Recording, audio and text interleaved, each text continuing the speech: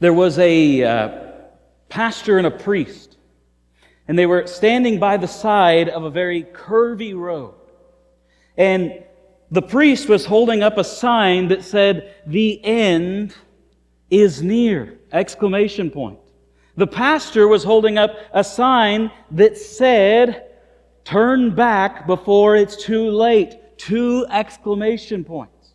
There was a guy in a convertible that was just cruising, and he slowed down just enough to look over at those guys and say, "You idiots," and then kept on peeling out around the corner. And the next thing the pastor and the priest heard was the squealing of tires, and then they heard a big giant splash.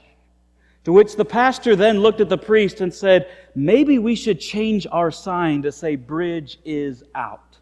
Maybe we should do that. Now, John wants to reassure the church.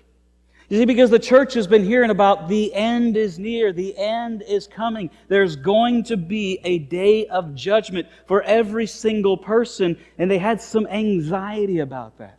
They wanted to know, how can I know and be sure?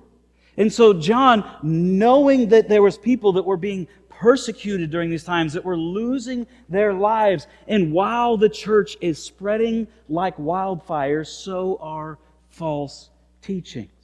So if you take your Bibles and go with me to First John, chapter 4, starting in verse 13. John wants to reassure the hearts of the early church that they can know that they have peace with God. And so you'll remember last week we saw that he gets into this whole love section. He's been hitting all these different themes of truth and of living and of love. And last week we saw that there is good news for our relationship with God. The good news was this, that first of all, God provides the love. He is the source of all the love that you and I need in order to love Him and to love our neighbors. We saw last week that God initiates the love. He's the one that pursued us. We don't naturally pursue Him. We saw that God expresses the love.